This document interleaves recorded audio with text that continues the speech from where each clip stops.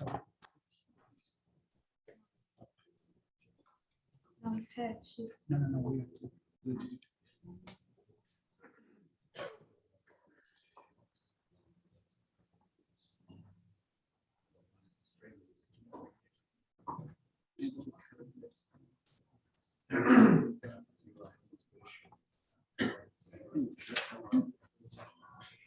All right, we will start.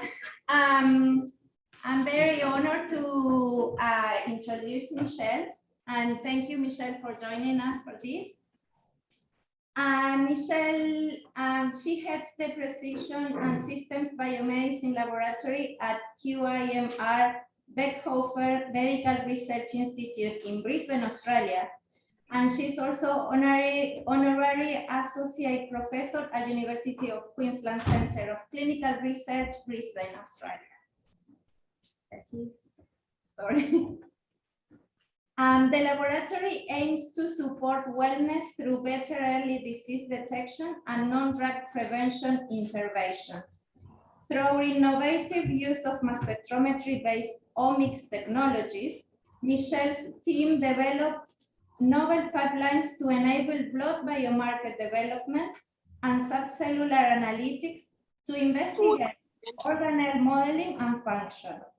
Current projects include translation of esophageal adenocarcinoma blood test, exosome-based biomarkers for prostate cancer metastasis and prognosis, and randomized control trial of exercise in multiple melanoma. Please welcome Michelle.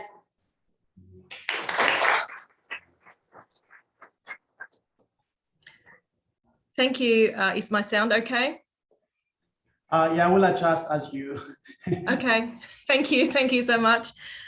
So I'd like to start by thanking the organisers for inviting me, and it is quite unfortunate that the travel bubble closed just in front of our eyes. So now I'm coming to you from Brisbane. So thankfully we have the technology so we could still share our research.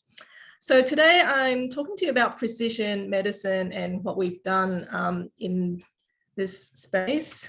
Oh, okay. So when we talk about precision medicine, it's very common that we just talk about genomics. And in this infographic from the National Cancer Institute 2015, you can see that they only focus on genes. So in a sense, it's easy to explain. If you have a certain mutation in the tumor, then you are given a particular medicine. So it's a simple way to start. However, genomics is not everything. And in my lab, we've been looking at multiple networks in our body. So from our genes, there's the molecular networks, which involves proteins, metabolites, and lipids. And then there's cellular networks. It's organized into cells, including different organelles in the different cells. And then we have organization into organs.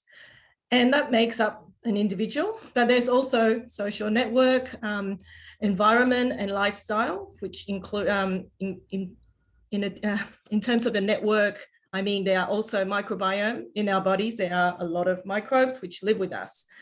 And so we mostly have been working on proteomics, and in recent years, we've added lipidomics to our toolbox, and we work with clinical colleagues to answer different clinical questions, and it's actually quite diverse. And so today what I'd like to share with you is a few of the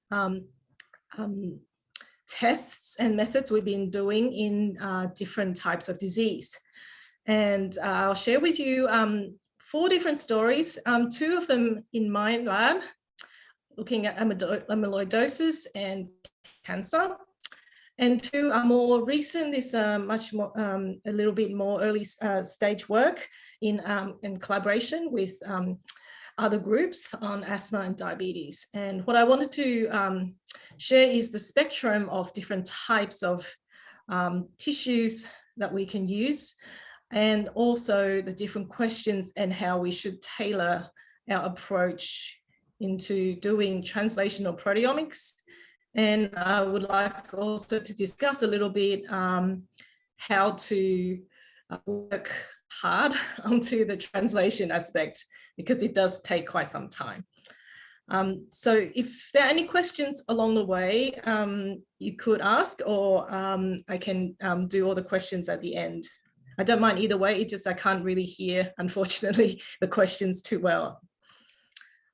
So we'll start with the first story, which is amyloidosis. So this is a rare condition which in this disease, proteins aggregate and deposit into amyloid fibrils. And you might be familiar with amyloid in Alzheimer's disease, which is when the proteins aggregate and deposit in brain. But in this disease, we're talking about systemic amyloidosis, and it deposits in blood vessels, which can occur in all different tissues. It's about 30 different proteins could deposit. And the symptoms are quite non-specific, but depends on which tissues these proteins deposit, it can cause different types of organ problems. And in the worst case, it leads to organ failure. And so, excuse me.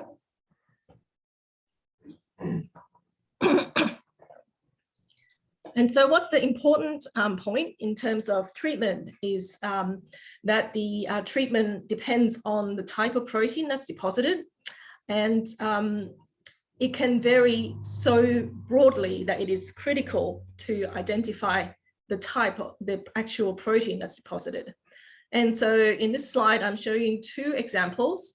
So in AL amyloidosis, it's deposit due to IgG, and the treatment is a bone marrow transplant.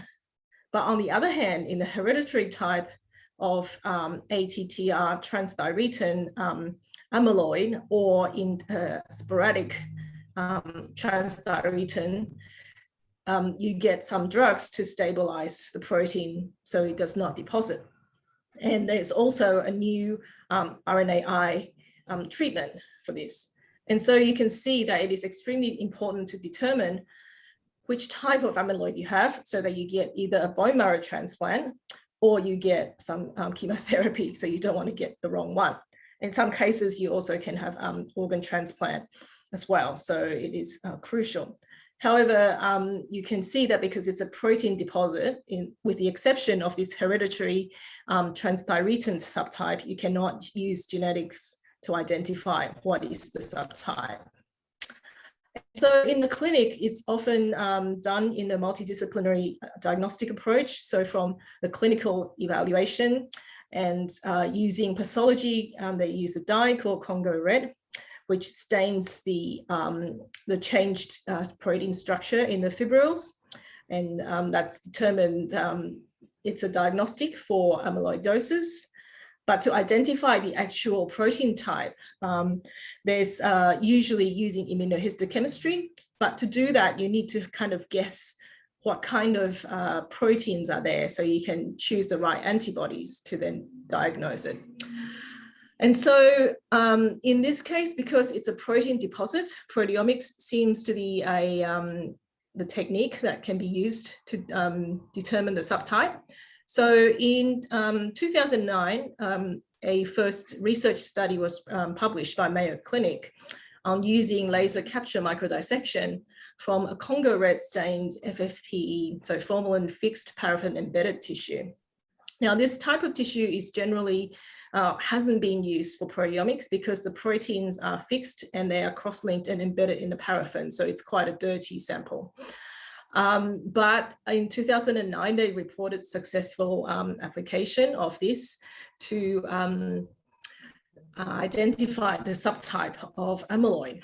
And a second type of mass spec application is to directly take a fat aspirate and identify it, because these proteins can accumulate in fat. So just an interesting anecdote. So when I started my lab in 2009, the lab was in the Princess Alexandra Hospital campus. And I was just going in the lift one day at the very start, and I ran into a hematologist who was very interested in this in the first place, in this diagnostic. And he was like, oh, you are the new mass spec person. I've been looking for you. I want to do this technique, but you can only do it in this particular mass spec. Which was the one that the Mayo Clinic published. But he didn't really know much about mass spectrometry. Anyhow, I started working with him. We did not have the particular mass spectrometer that he specified, but I said, well, we'll give it a try and we'll see if it works. And so it did work. And so that's why I'm sharing with you the story. So briefly, this is the workflow. In the tissue section with Congo red stain, the laser capture microdissection was conducted by Pathology Queensland, which was on the same site. And then our lab received a little, so this is the size of the tissue that you can see in the middle there, the tiny spot. So it is really small. So we conducted in our lab the tryptic digest and the tandem mass spec and the database searching, and then the protein list was given back to the hematologist for review. And the bioinformatics for that part is kind of very crude, and it still amazes me that our clinician actually uses it for diagnostics. So from the start, being a scientist, I was quite surprised that he can. It is not a approved or reimbursed test through the Medicare system, so they just use it as a additional information. So at the moment, this is still a lab test. And so what are the results of this? So this was already published a few years ago, but I'll just quickly run through. So we had in total over 5 years, 138 cases from 35 different organ sites. So we tried the laser capture microdissection and LCMS on 129 cases, and the success rate was pretty good. So given that we just newly set up the methods, it was working quite well. In contrast, the pathology attempted immunohistochemistry on 88 cases. It was only 88 because in some of the cases, they had no idea what the amyloid protein could be, or they did not have any antibodies to test it. Because quite commonly immunoglobulin is the protein that's deposited, and they don't do immunohistochemistry when it's immunoglobulin, and so that cannot be stained. And the success rate for this is actually not good. So that's kind of the current or the previous gold standard. So in total, we concluded that the clinical diagnosis was altered by proteomics in 24% of the cases, which is quite impressive, thinking that a quarter of patients were kind of saved from the wrong treatment or could not be treated because they could not determine which type of amyloid it was. And so since then, I had a look at literature in the last few years, and you can see the number of papers that were published by different centers and the number of cases that were used. So this is now a global technique which has been used in multiple countries. Of course, the Mayo Clinic has been the most, they're already using it in the clinic, and different countries actually can send, different clinics, clinicians can send them samples and request the analysis. And so how do all these results, papers show?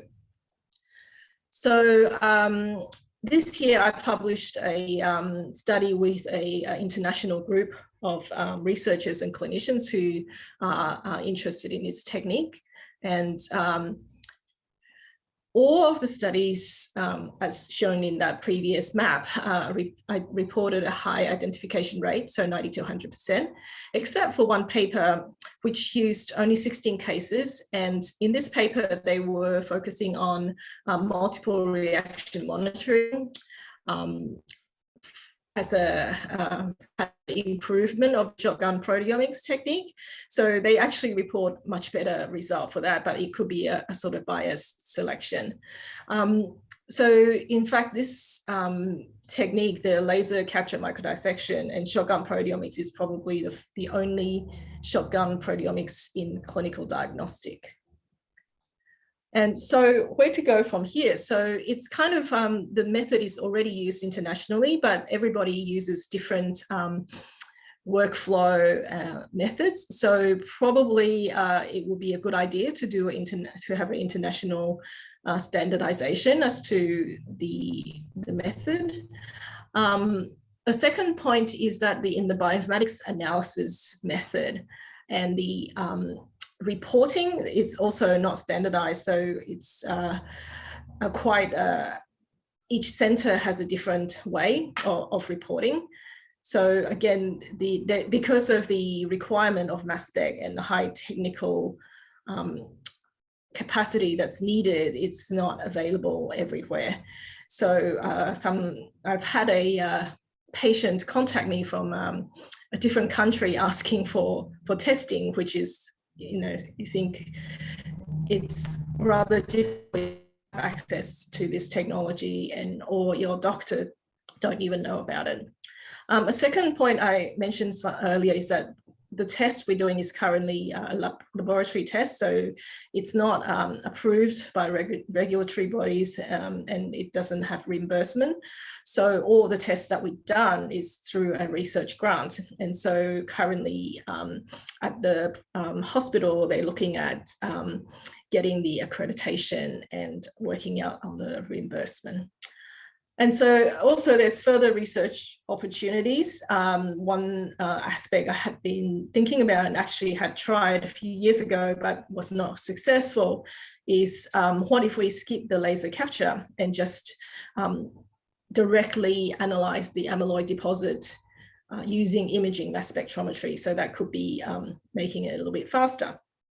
And secondly, it's quite likely that the mass spectra we have obtained already have protein modifications on there. So it hasn't really been investigated. So all of the analysis focus has been on identification of the protein that's deposited in this tiny piece of tissue. So that's another way that could be looked at. So I forgot to mention, we'll just acknowledge the collaborators as we go through, if I show the papers and then just mention the collaborators. And so this is the end of the first piece of work, which is now already implemented. And in a sense, we just looked at the implementation of this technique, which was previously reported by Mayo Clinic, and then taken it through a clinical study. And that's why it is a little bit kind of faster than the next story, which I'm going to tell you about, which has taken us about 10 years to do, and it's not quite yet in the clinic yet.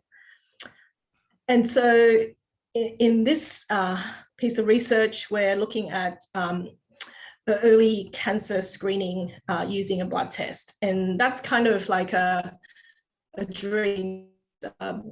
In cancer, when it's detected in the earliest stages, it's quite treatable and the outcomes are quite good.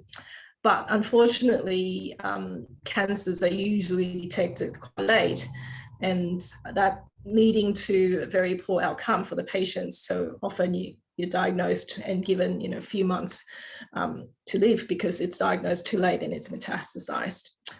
And so the cancer we have been studying for this is esophageal adenocarcinoma. And this cancer is a cancer that occurs at the lower part of the esophagus. It's one of two types of esophageal cancer, and it is the most common in Western populations and occurs. The other type is a squamous and esophageal squamous cancer, and that's more common in Asian countries. And so for esophageal adenocarcinoma, I'll just shorten it to EAC because it is quite a long term. Most patients are detected or diagnosed at late stages using endoscopy biopsy. And I'm not sure if any of you has had this procedure done. I have personally, and it's not one of the best experiences.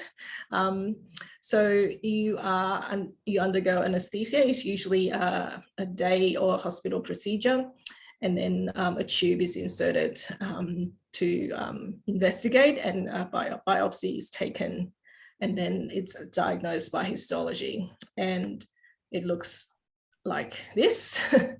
So I'll just take you through the context of how this disease progresses. So the EAC is generally started a reflux or chronic reflux. So often it's termed heartburn. And just in the Australian context, possibly New Zealand is similar. 10 to 15% of the adult population would have heartburn as a recurrence. And a small percentage of that would develop a pre-malignant condition called Barrett's esophagus. And this is when the lining of the esophagus changes from the squamous to a columnar cell type, which is more protective against the chronic heartburn that occurs. And with risk factors such as obesity, male and older age, as well as the continued chronic reflux, Barrett's esophagus can progress to dysplasia. So it often can go through low grade and high grade stages where the tissues become more malignant. And then ultimately a proportion can go on to cancer.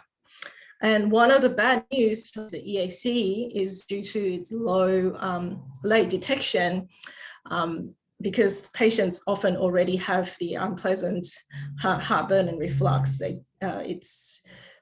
The symptoms are continuing to be vague and mixed with the heartburn symptoms, and they're not detected early. The survival is quite poor, so 5 years, about 20%, and the median is less than 1 year. Genomic changes already occur at Barrett's esophagus, which, as I mentioned, is a pre-malignant, and it's asymptomatic, so it's not any different from the reflux. So the genomics studies really did not find anything that could help detect early changes in cancer, by which I mean high-grade dysplasia. So currently, people that's detected with high-grade dysplasia or early cancer undergo endoscopic ablation to remove the lesion. If it's late-stage cancer, then they undergo surgery. So ideally, to detect people who are at the high-grade dysplasia or low-grade dysplasia stage, so the lesion can be removed. So how do we do that? So we started this project probably about 10 years ago. So what we wanted to do is a blood test to be able to survey patients who either have chronic reflux or some of the risk factors, or are already diagnosed with Barrett's esophagus. So people with Barrett's esophagus often are on surveillance programs, depending on which country you live. So they have the endoscopy every few years, depending on the length of the Barrett's esophagus. However, the continued endoscopy is not cost effective because it's a hospital procedure. So, and the percentage of conversion is quite low. And so what we had aimed to do is to develop find some protein markers that could be used for blood test. And we envisaged that we'll need a multi-marker panel because usually a single protein or a single marker is not sufficient specificity and sensitivity to screen in a population sense. But of course, quite often when I speak to clinical colleagues about their research questions, a lot of people want to find blood markers for disease, and it is actually a big challenging problem, as some of you might have already experienced. So in the blood, there's a lot of protein in terms of abundant proteins such as albumin, immunoglobulins, so they really mask any possible cancer markers, so it makes proteomic biomarker discovery quite a challenge. So to account for that, there's multiple strategies that has already been developed, and the most common method that has been used for quite a number of years is a depletion of abundant proteins. Alternatively, new approaches now focus on subproteomes, so different parts of the proteins based on tumor biology. And so in our lab, we've been looking at a couple of different approaches, namely glycoproteins, which is what I'll share with you in this story, and or exosomes or microvesicles, so which are extracellular vesicles, which I will not be talking about today. And I just wanted to point out as well that by focusing on glycoproteins, these are post-translational modifications. So when one is just looking at genomic changes, it will not actually identify protein post-translational modifications, which are known to be important in cancer. And so that's another point why proteomics is an important addition to genomics. So in terms of the EAC disease and glycosylation, there are quite a lot of studies when we started this that suggest there are changes in the glycosylation. Many of the papers actually cleave off the glycans from serum proteins, and then they did glycan profiling to find that there's differences. Some of the studies also looked at the tissues and found different glycan structures using lectins. So lectins are proteins that naturally bind to different glycans, different sugars that are on proteins.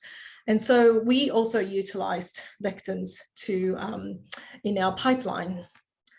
And thinking of the pipeline, I'm showing you this, I guess, relatively well-known picture of the depiction of the Valley of Death. So thinking of translational science, it combines, it's a continuum from basic to clinical research. It kind of bridges the gap.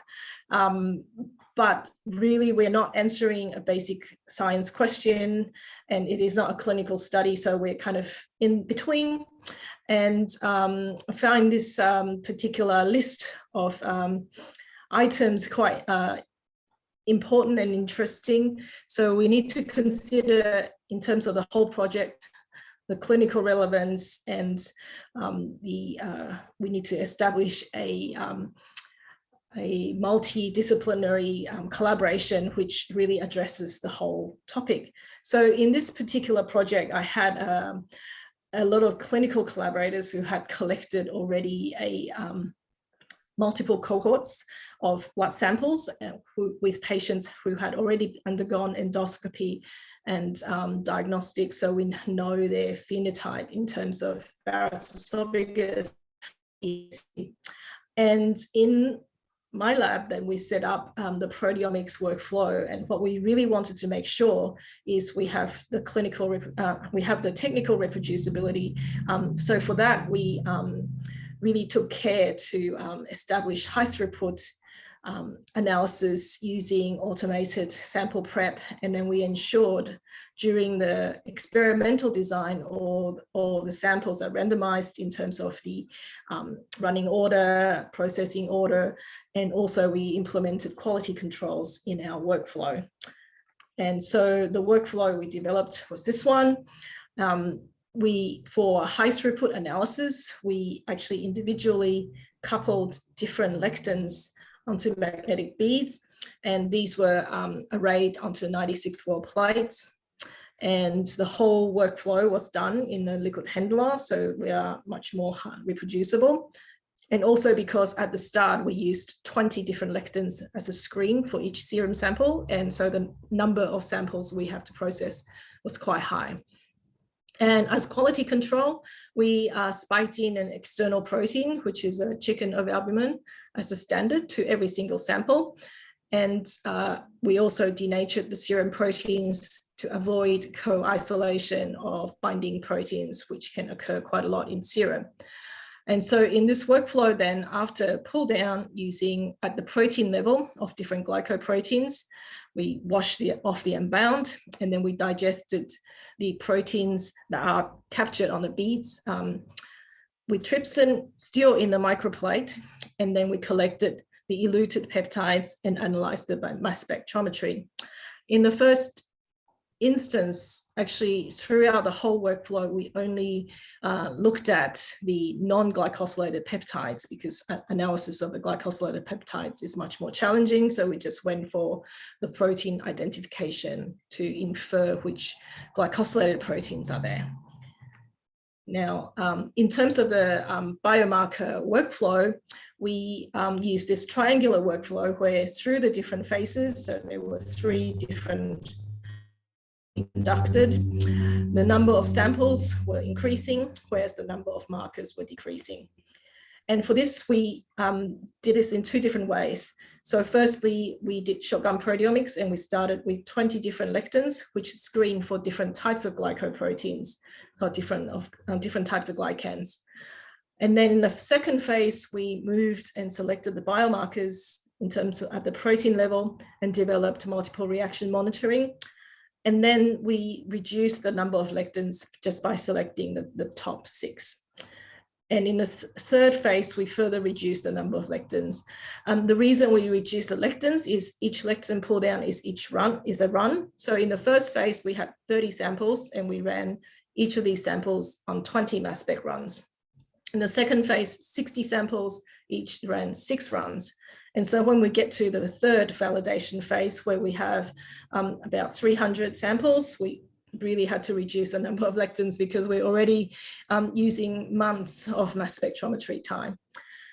And so that's the entire workflow. And now I'll just show you briefly the results, which were also already published. One more thing to mention is we started the study with just 3 classes of patient samples, so healthy, BE and EAC. But at the validation stage, then, as I mentioned before, what we want to detect really is the high-grade dysplasia samples. These are the early cancer. And so we also then had some of those patients in this cohort. So here are the results. It was published in 2 papers in 2015 and 2018. So actually, this is only the results from the validation cohort.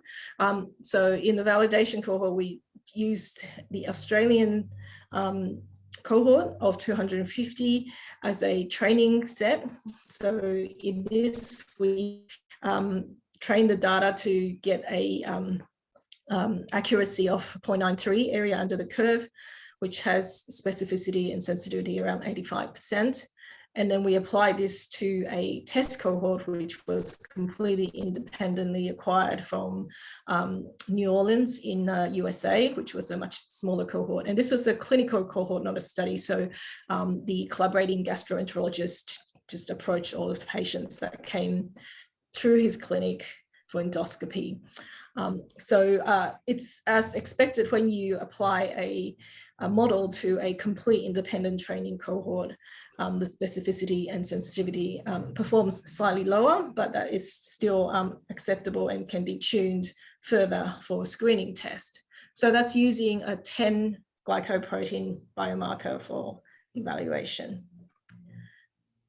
We also conducted a validation of one of the markers, and the top one that we found, which was very consistent in all cohorts, is complement component C9. And we found this protein to be altered in several different glyco forms. We did try to map the exact glycosylation change in this protein, but we were not successful in doing that. So that has been quite a challenging project. At this moment, we don't know exactly what is the glycan change that is associated with this. However, the main goal was to set up a screening test. And so currently we're trying to get out from the valley of death. So we have got 2 different arms of test development happening. So firstly, with the mass spectrometry based test, we're working with Proteomics International, which is a Perth-based company, to translate the research mass spec assay into a clinical grade mass spectrometry-based assay, still using the lectin pull-down coupled to the multiple reaction monitoring assay. Secondly, the reason we started down the lectin binding route is there were already some papers and even commercial product of a lectin immunoassay, where you can use a lectin and a protein to detect biomarkers, and this could be multiplexed. And so it appeared simple, but when we tried to set it up, it was actually quite difficult. So in the end, we worked with some nanotechnology colleagues and to using this kind of new technology to detect using a SIRS tag, a Raman spectroscopy. And this was actually quite amazing, the sensitivity they have. And so this paper was recently published as well. So that's what's just published for just a single marker. So next, we're currently working on multiplexing the markers for that. So just check how am I going for time? Okay, I'm really running out of time, so the next have to be very fast. So the next two are actually quite quick and similar, actually. So both stories involve metaproteomics. So as you know, we have got a lot of microbes living with us. And I was co-supervising Lisa Jurak, who's doing her PhD on asthma.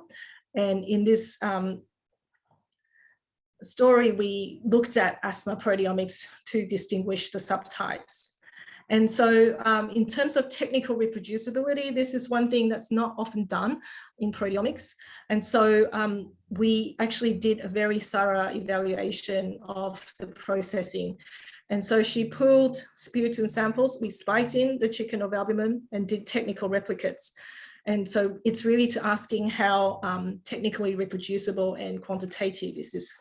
And to cut the long study, a big study short, we find when you spike in the chicken of albumin into the sputum workflow using shotgun proteomics, she has a perfect linearity, and the reproducibility was excellent. So it's less than 10% CV at every range for chicken of albumin. And then she applied a simple question to answer, can the sputum proteome show different, are they different in different asthma phenotypes? And this is a very simple question. It's kind of a sanity check, I guess, because in eosinophilic asthma, we have a lot of eosinophils, so you expect the sputum proteome to be different compared to non-eosinophilic. And this distinguishing also has importance in terms of treatment, so they have different treatments. But so you can see in this heat map that the non-eosinophilic clearly separates from eosinophilic, and they have different protein profiles. And this is just human proteins. However, what is important, what is interesting is we found that more than half of the sputum proteins are microbial. So the top show the human protein.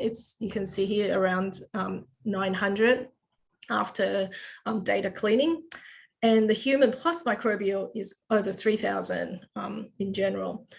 So then how does it perform when you do a classification using this?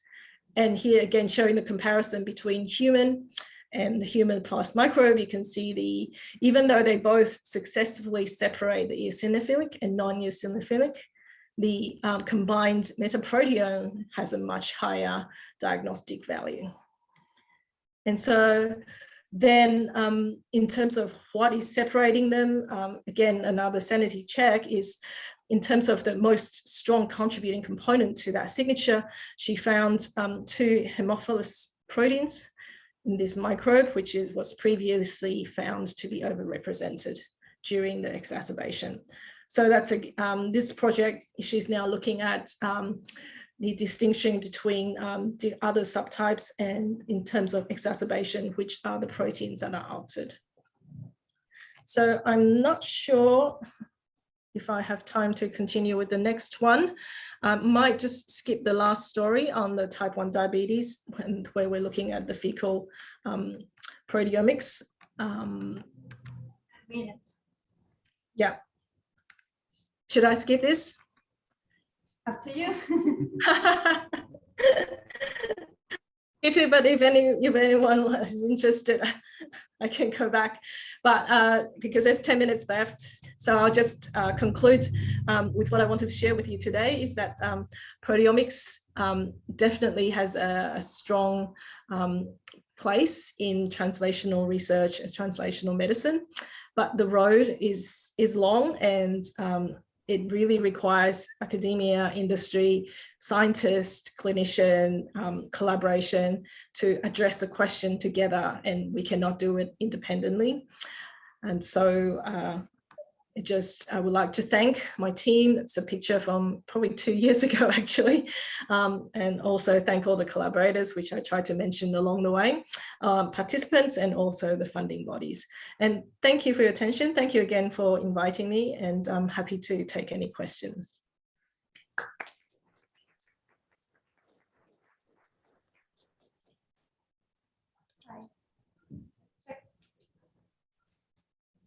Do we have any questions?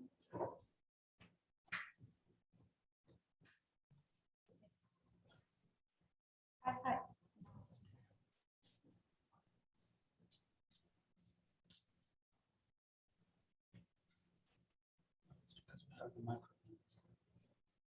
So like, is there a question we can repeat?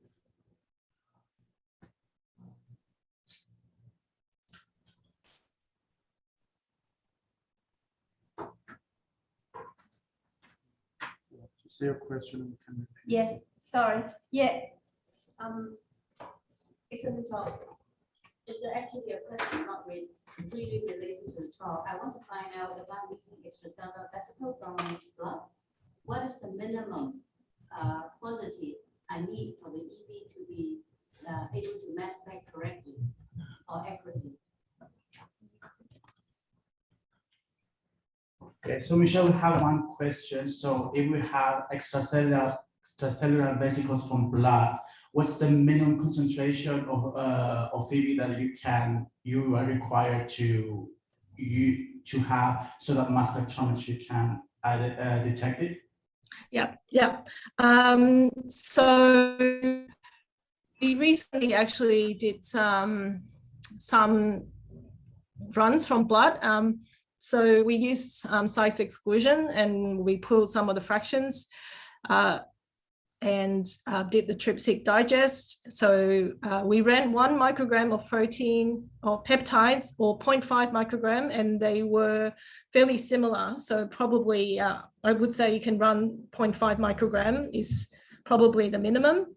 And that we started with 0.5 mil of plasma, but we didn't really need the whole lot. So 0.5 mil starting is a safe amount.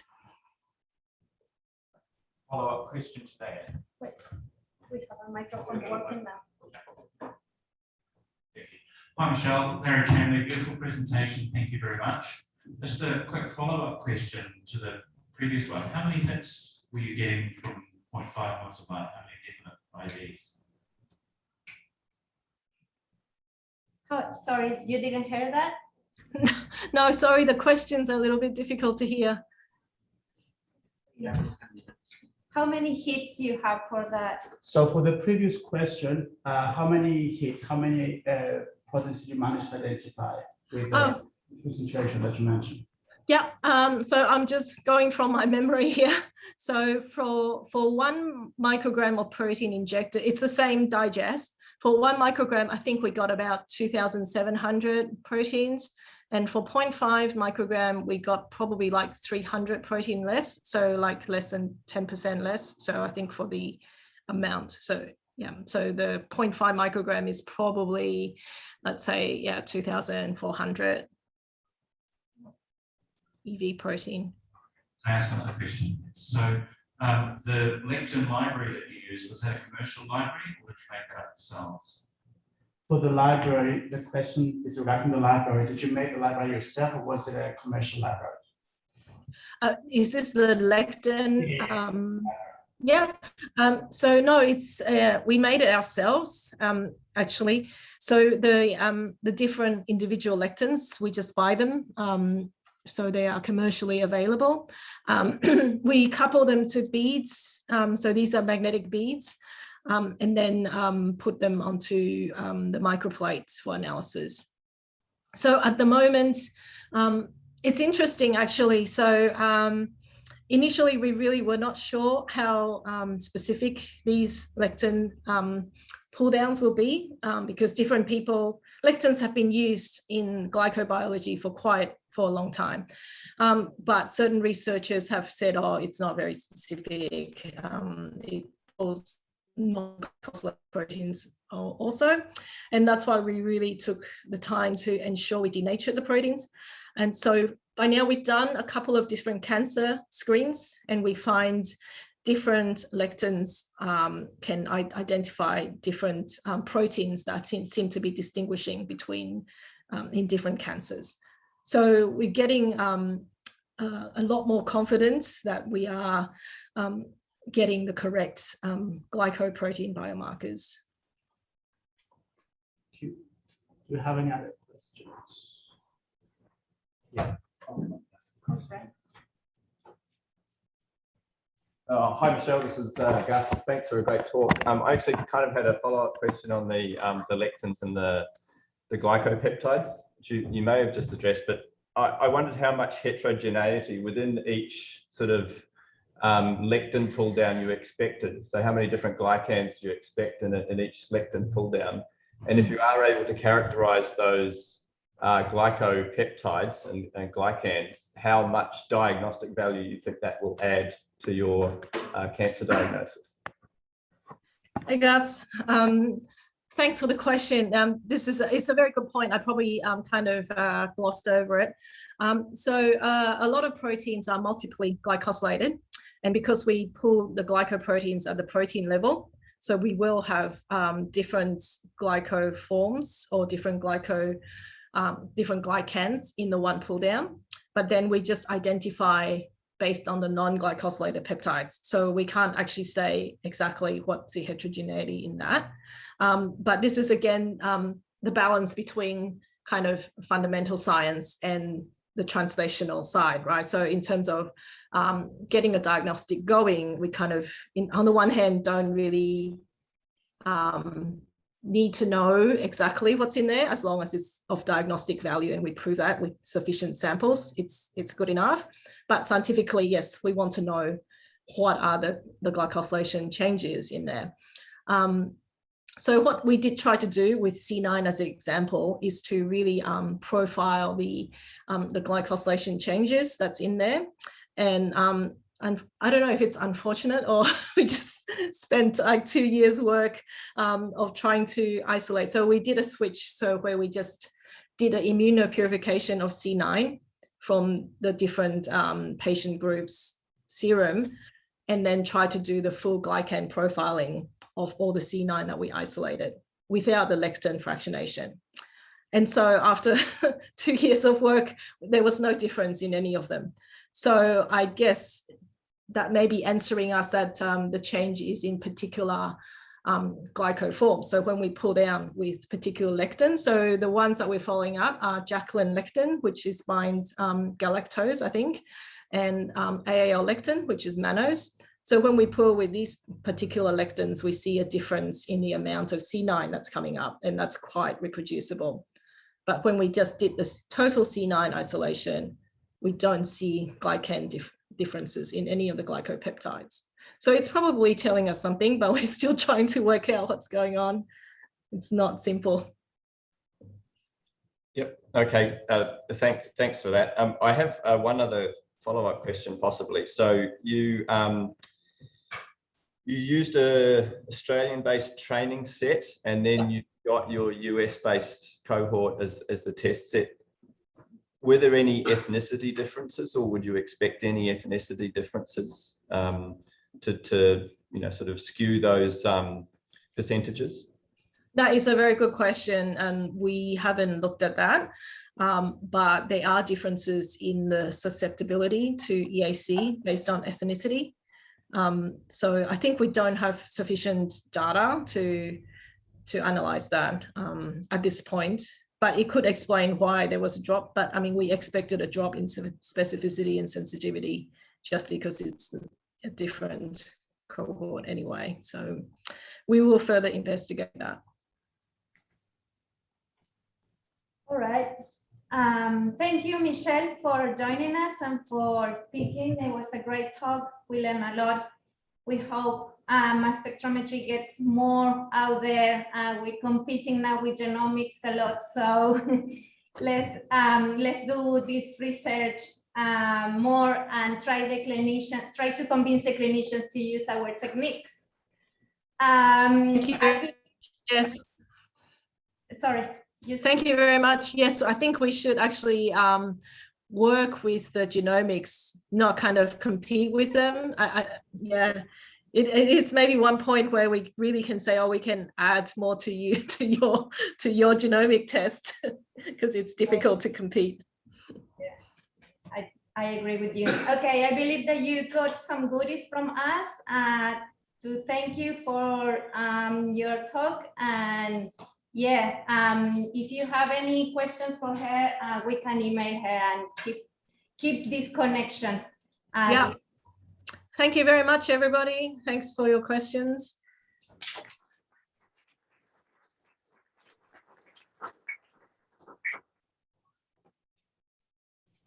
All right. We're ready for the morning tea. I got a text saying that it's ready, so Chris, are you coming?